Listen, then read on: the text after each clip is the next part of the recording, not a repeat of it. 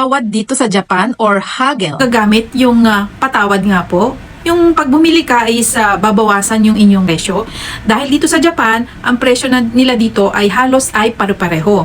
Kaya nga may makikita ka dyan ng mga ganyan, mga 30% off, 50% off. Dahil sila po mismo ang magbabawas nun para sa inyo. So may mga salita po kayo na pwede mo po siyang gamitin pero halos hindi mo po siya magagamit lalo na pag namimili ka dito. Dahil wala po dito kung halimbawa sa ibang Asian country, halimbawa sa Pilipinas or sa Thailand, pag bumili ka doon pwede mo sabihin pwedeng bawasan mo yan, bawasan mo yung presyo. Dito po sa Japan hindi po pwede yon. Okay? So ang word na ginagamit po dyan is moskoshi makete kudasai. So, ibig sabihin po niyan is, pwede bang bawasan mo ang presyo? So, hindi mo po yan magagamit sa pamimili. Pwede mo po yan gamitin sa, halimbawa, sa kaibigan mo, meron siyang binibenta sa'yo, pwede mo po yan gamitin sa kanila. Pero sa mga department store, hindi po magagamit yan. Pero meron pong mga lugar na tinatanggap nila yung salitang mosukoshi makete kudasai.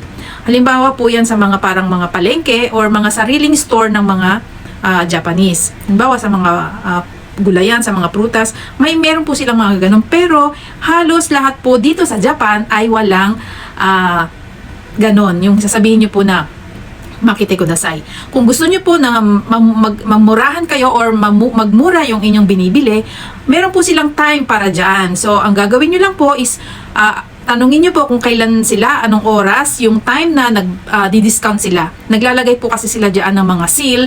Nilalagyan nilang seal yung kanilang mga product. Pag bumili po kayo ng mga ganon, hindi nyo po masasabi na parang nag-sale siya dahil sira na siya. Hindi po. Maganda pa rin po ang quality ng mga pagkain or mga gamit na mabibili nyo dito. Sa mga appliances naman po is kaya lang po yan sila nag-sale dahil magpapalit na po sila ng bagong items. Ganon. Sa pagkain naman po, para po maubos na po yung paninda nila at hindi na po umabot kinabukasan ay dahil tinatapon din po nila yung kaya ang ginagawa nila bago po talaga yung time na yung oras, may nakasulat po kasing oras lalo na sa mga obento, yung mga pagkain na isang set nila. Nakasulat po dyan kung hanggang anong oras lang siyang pwedeng kainin. Ganun po yung ano nila. Kaya, pag gusto mo po ng mga discount na mga pagkain, may mga tamang oras po yan dito sa Japan. Ganon. Sa mga damit naman po, pagka magpapalit sila ng seasons, yan po ang aabangan nyo. Kasi apat ang seasons dito sa Japan. So, winter, fall, spring, summer. So, bago po yan matapos ang kanilang, halimbawa, ngayon po winter, bago po matapos ang winter, magsisale po ang mga pang winter nila na damit, mga jacket nila. Pero, mayroon ka na po makikita ng mga damit na nakalagay na new, na bagong dating. Ibig sabihin, pang spring na po yung suot na yon, yung mga damit na yon. Ganon.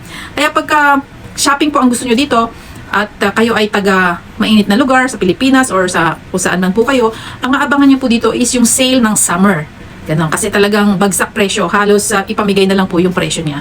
Okay po? So, ayan po, yung mosukoshi makete kudasai is halos hindi niyo po yan magagamit. Mosukoshi makete kudasai, maaari bang bawasan mo pa ang presyo? So kung gusto niyo po ng ganyan, tanungin niyo po sa kanila kung anong oras yung kanilang discount time at kung anong araw. Ganon. Okay po?